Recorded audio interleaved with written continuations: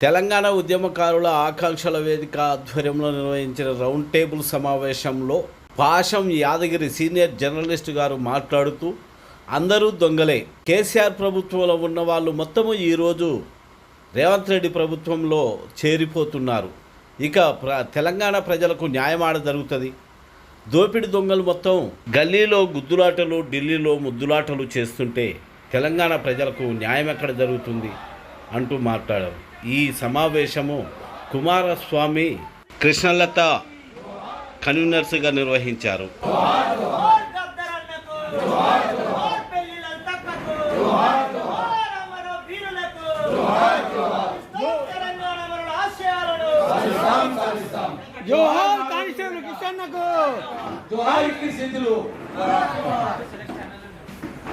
ఇప్పుడు మిత్రులారా, ముక్కలు చెప్తారేమో.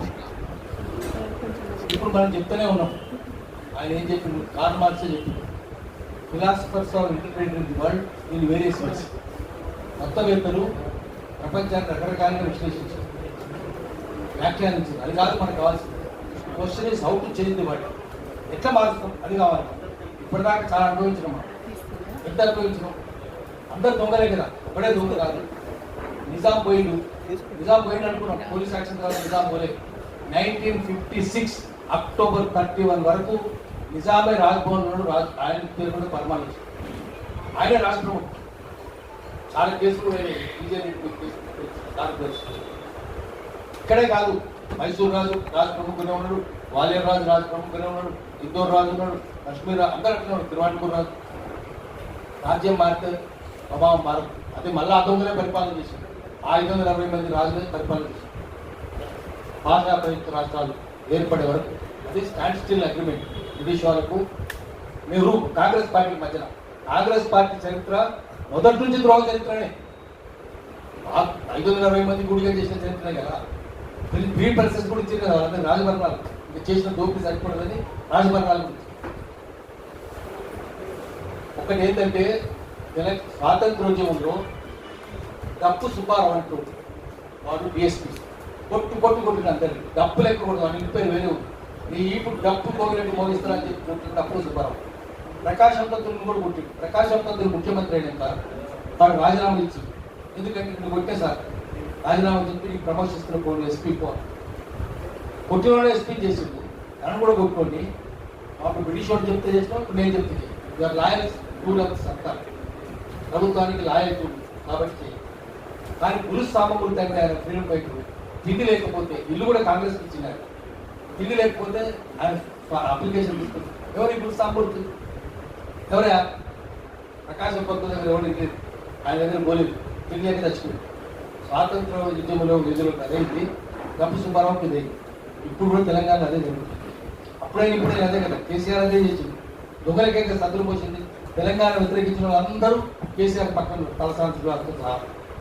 ఇప్పుడు మళ్ళా తెలంగాణ వ్యతిరేకించిన వాళ్ళు అదే కేసీఆర్ దగ్గర లంగలు దొంగలు నమ్మకం అంతా కాంగ్రెస్ ఉన్నారు. మొత్తం భూస్వాములు అదే భూస్వాములు ఉన్నారు. మీకెక్కడ ఖమ్మం జిల్లా వాళ్ళకి, వరంగల్ జిల్లా అదే తెలుసు. అదే రజాకారి పాలన. విష్ణు రామచంద్ర నాయుడు వారసులు ఇక్కడ ఉన్నారు మంత్రులుగా. తెలుగుదేశంలో వాళ్ళే ఉన్నారు, కాంగ్రెస్లో వాళ్ళే ఉన్నారు, టీఆర్ఎస్లో వాళ్ళే ఉన్నారు. ఇప్పుడు ఈ గవర్నమెంట్ కాంగ్రెస్ కూడా వాళ్ళే ఉన్నారు. దొడ్డుకొమ్మరే వారసు ఉన్నారా, చాకలేరమ్మ వారసు ఉన్నారా? లేరు కదా.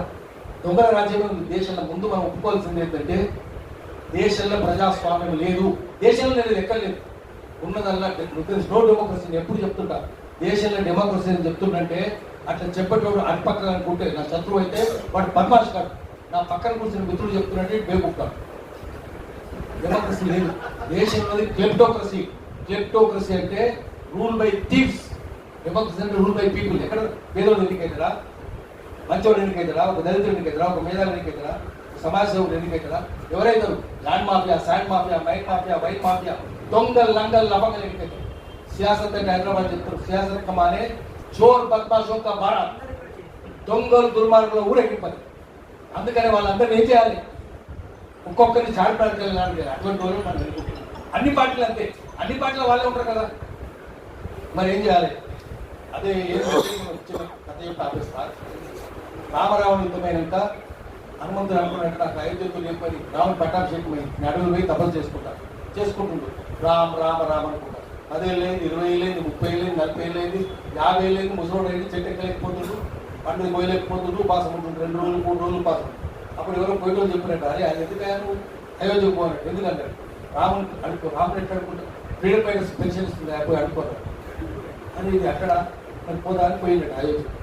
పోయేసరికి గేట్ దగ్గర ఆపినట్టు ఎవరు ఆయన అన్నారు నేను హనుమంతుడు రెడ్డి ఎవరు అని ఇంత పెద్ద యుద్ధం చేసిన పోరాట ఏం మాట్లాడుతున్నాం ఎవరు నమ్ముతాను పోతుంది ముసలోడు కానీ నేను నిజంగానే అన్నారు ఎందుకు పోతున్న లోపలికి అంటే పెన్షన్ అడుక్కుంటా పెన్షన్ మరి లంచమే అన్న రామరాజ్యం అంటే ఇదా అంటే అవును ఇవ్వాలి అది దగ్గర ఏముంది ఏం లేదండి ఒకటి చూసినట్టు అనేది మంచి వచ్చింది పెద్ద ఉంటుంది కదా ఇది మంచి గిరాకీ విప్పులు చేసిన అమెరికాలో ఒరిజినల్ కదా ఫైబర్ కాదు అని పీకంటారు పీక్ పొత్తుకుంటారు పీక రక్తాలు కానీ పొత్తుకుంటాడా అంత అయిపోయిన లోపల కదా ఈసారి ఏదో లోపలికి పోలీసుకున్నారు కొంచెం లోపలికి పోయినా నాగరికారు పోయింది రాముడు సభ కూడా తీసుకుపోయింది పోయినాక అక్కడ పోయినాక రాముడు వీళ్ళందరూ ఎవరు అన్నారు రాముడు అన్నట్టు ఎవరు హనుమంతుడు లేదా బొచ్చులోకి ఎవరు చెప్పినట్టు నిజమే అన్నారు అక్కడ చూసినట్టు అక్కడ పైన చూస్తే గతంలో రాముడి దగ్గర లంక దానం చేసుకొని పోయింది కదా పోయినప్పుడు స్వస్తి అంటే నమస్కారం స్వస్తి వాచకం శుభం కలిపి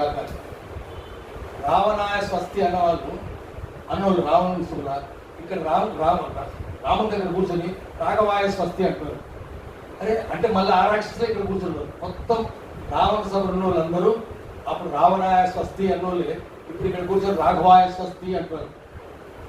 మళ్ళీ ఆ రాక్షసులే ఉన్నారు ఇక్కడంతా అక్కడ ఉన్న రాక్షసులే ఇక్కడ ఉన్నారు మంత్రులు హనుమంతులు మాత్రం నువ్వు ఎవరంటే హనుమంతులు అంటే వాళ్ళే మళ్ళా ఎవరైతే రావణాయ స్వాహాల్లోనే వాళ్ళు పోతీలు ఎవరితో చెప్తుడు మోసగాడు ఆయన జైలు వేయండి రాను వాడిని ఆర్డర్ ఇచ్చారు. ఇది ఇంపర్సనేషన్ కేసులు పెట్టి హనుమంతుని జైలు పెట్టారు. ఇప్పుడు తెలంగాణ యువతలో కూడా అదే కదా ఏమి లేదు మనం ఇప్పుడు చెప్పుకోవద్దు ఇక్కడ ఇతరులు నువ్వు చెప్పుకో మనం జైలు పెడతారు. ఆ ప్రభుత్వం కూడా పెట్టేది ఈ ప్రభుత్వం కూడా పెట్టేది కూడా పెడతారు. మనం చెప్పుకోవద్దు ఇప్పుడు మేము తెలంగాణ కోసం 95-96 నుంచి పోరాటం చేస్తాం. ఏం చేసాం వెళ్ళంత చంపారు కదా వెళ్ళంత పేరు చెప్తుందా ఈ ప్రభుత్వం ఆ ప్రభుత్వం చెప్తుందా ఈ ప్రభుత్వం చెప్తుందా లేదు చెప్పలేదు. వీళ్ళంత చెప్పరు. 18 మందిని కోరికలు చంపిన 18 మంది ఎక్కిరిసిద్ధులు ముక్కా కరుణాకరు శ్రీరామ యాదవ్ ఎంతమంది 18 మందిని చంపారు. ఆ రోజు పేరు చెప్తారు అక్కడ ఎవరు చెప్పారు తెలుసా ఆయన ముందు వాళ్ళ పేరు చెప్పాలంటే వీళ్ళని మా సంగతి తర్వాత విషయం మరైన వాళ్ళు కదా వాళ్ళ పేరు చెప్పారు. ఈ పాడుముఖాన్ని తెలుసా ఎక్కడో అప్పుడు కేసీఆర్ ఎక్కడుండు తెలంగాణ ఉద్యమం 95-96 మొదలుపెట్టినప్పుడు వెళ్ళని చెప్పినప్పుడు ఎక్కడుండు అప్పుడు చంద్రబాబు నాయుడు పాదాలు తీసుకుంటున్నాడు. చంద్రబాబు నాయుడే చెప్పింది చంద్రబాబు నాయుడు మాధవ్ రెడ్డి చెప్పింది వాళ్ళ పాదాలు తీసుకుంటున్నాడు. నయ్యను సృష్టించింది ఎవరు చంద్రబాబు నాయుడు మాధవ్ రెడ్డి కదా అందుకే కదా మాధవ్ రెడ్డి బాంబు పెట్టింది కదా వాళ్ళు సంపాదించే దోషులు కదా అందరు దొంగలే. మాధవ్ రెడ్డి దొంగ లపటవాడు చేశారు. మళ్ళీ నయ్యులు పట్టించుంటారు కేసీఆర్ మళ్ళీ అదే నయం తోటి పూనపురం రాముడు పూనపురం సాంబశివుడు తప్పించారు. అంటే చంద్రబాబు నాయుడు సృష్టించిన నయ్యుడే ఈయన వాడుతున్నాడు వాడినే వీడు సృష్టించారు. నయం శిక్షణైనా లేదు ఆకులకుమయ్యా అంత నిజాయితీగా పోరాటం చేసింది కదా జనసభలు ఉండే కదా. కిరణ్ కుమార్ రెడ్డి గుర్తు చెప్పించారు ఇక్కడ నేను నలకొట్టలే కిరణ్ కుమార్ రెడ్డి అంటే దొంగోడు వాడు ఇప్పుడు బీజేపీ అడగాలి కట్ట కొట్టుకుంటాడు. ఎందుకు చేయండి కిరణ్ కుమార్ రెడ్డి గారి మీద తండాల మంది పట్టుకోండి బుద్ధిడు పక్కనే పోలీస్ స్టేషన్ ఉంటుంది 5 గంటలైనా పోలీసు వాడు రాలేదు మరి పట్టుకొని రా డ్రైవర్ను పట్టుకోలేదు కదా పట్టుకోలేదు పోలీసు వాడు రాలేదు ఏమైంది కథ కదా ఇదంతా మా అందరం పోతుంది మరి ఏం కాదు అంటే మళ్ళీ అప్పుడైనా ఎప్పుడైనా దొంగలే ఉన్నారు. దొంగల రాజ్యం ఉన్నది అందరూ కలిసే ఉన్నారు. వాళ్ళు మాట్లాడుకుంటే కూడా వీళ్ళు WWF యుద్ధం వరల్డ్ రెజ్లింగ్ ఫెడరేషన్ గుద్దుకున్నట్టే ఉంటుంది ఏముండదు. గల్లీలో గుద్దులాట ఢిల్లీలో గుద్దులాట అందరూ కలిసి ఉంటారు. అందుకని మనం చేయాల్సింది ఏంటంటే వీళ్ళందరినీ కట్టగట్టి అందరు తీసుకొని పోయి కట్టగట్టి మూసేది గురికాలు వేసి తొక్కాలి. అప్పటిదాకా మన పరిస్థితి అందరు దొంగలే కదా కలిసే ఉన్నారు కదా అందరూ తోకలు ఈకలు అన్నీ ఒకటే వాళ్ళు మూతులు ఒకటే తోకలు ఒకటే అన్నీ ఒకటి అందరు ఏముంటాయి లంకలు ఏముంటాయి అన్ని కోతులే ఉంటాయి కదా అడవిలు ఏముంటాయి అన్ని పుల్లే ఉంటాయి కదా. పులి శాఖ ఉంటుంది అక్కడ రాజకీయ నాయకుడు నీతివంతుడా చూపించాడు ఒక నీతివంతుడు రాజకీయ నాయకుడు ఒక శాఖాహారి పులిని చూపిస్తే ఈ పలానా రాజకీయ నాయకుడు నీతివంతుడని నమ్ముతాడు. పులుపు దగ్గర శాఖాహారి గడ్డి తినే పులుపు దగ్గర ఉండదు కదా. అందుకని రాజకీయ నాయకుడు ఎప్పుడు నీతివంతుడు ఏ పార్టీలో అయినా సరే ఆగి మన కులపోడు పోయిన దొంగనే ఉంటాడు. మా కులపోనికి పదవి అని చెప్తే కూడా మూర్ఖత్వం అది. వాడు మహేష్ కుమార్ గౌడే కదా అక్కడ కూర్చున్నది. ఎందుకురా మీకు తొందర? నేను కింద అడిగినా మీకు ఎందుకురా తొందర? వీళ్ళందరూ దొంగలందరూ తెలుసుకున్నావు. ఎవరు తెలుసుకున్నాడు? తెలంగాణ అంటే కొట్టి ఉంది. ఎవరు పిల్లలంతా ఆత్మహత్య, మనం జరిగింది అదే కదా, పిల్లలంతా ఆత్మహత్య ఎందుకు చేసుకున్నారు? కమిషనర్ ఉన్నది కూడా మహేందర్ రెడ్డి. వాడే కొట్టే తన్నే చేస్తేనే కదా ఆత్మహత్య జరిగింది. ఎన్కౌంటర్ చేసింది వాడే కదా. వాడిని తీసుకొచ్చి వాడిని అప్పుడు జయించింది ఏమో రాజశేఖర్ రెడ్డి చేయించింది, కిరణ్ కుమార్ రెడ్డి చేయించింది. వాళ్ళందరినీ తీసుకొచ్చి వాడిని పెద్దపల్లి చేసి డీజీపీ చేసింది కేసీఆర్. వాడు సరిపోయిండు. వాడు అన్ని దొంగ పనులు చేయించాడు కేసీఆర్ తోటి. అన్ని ఫోన్ ట్యాపింగ్ కూడా వాడే చెప్పించాడు. చిన్నోళ్ళని మురుకులు తిన్నోళ్ళు పట్టుకుంటున్నారు. అసలు గులాబ్ జామున్ గుడుక్కులు పట్టుకుంటారు. గులాబ్ జామున్ దిగింది వాడు, చేయించి ఇన్స్ట్రక్షన్స్ ఇచ్చింది వాడు. వాళ్ళు చేసినా చేయలేదు, వాడు చేయలేదు. ఇప్పుడు వీడు తీసుకొచ్చి ఏం చేసాడు రేవంత్ రెడ్డి? వెంటనే పబ్లిక్ రిటైర్మెంట్ తీసుకొచ్చి పబ్లిక్ సర్వీస్ కమిషన్ చైర్మన్ చేస్తావా? అందరు కలిసే ఉన్నారు కదా, మొత్తం కలిసే ఉన్నారు కదా. తెలిసిపోతుంది మహేందర్ రెడ్డి 80,000 కోట్లు. ఓ 1,00,000 కోట్లు కూడా కావచ్చు. దొంగలు వాడు వీళ్ళందరూ దొంగలే. రాజకీయ నాయకులు దొంగ లంగ లఫంగా ఉంటారు. రేవంత్ రెడ్డి గారు కూడా దొంగ లంగ లఫంగా. మనం అందరం అంటే కేసీఆర్ ఎంతనో రేవంత్ రెడ్డి అంతా, ఏం అనుమానం లేదు. మనం గట్టిగా ధైర్యంగా చెప్తాం, అందరు దొంగలే. ఎవరు చిన్నగా పెద్దగా అందరు పెద్దనే. అధికారం వచ్చినాక అందరు పెద్దనే. ఏది లేదు, చిన్నది లేదు, పెద్ద అందరూ ఒకటి. అధికారం ఎక్కినాక దొంగనే.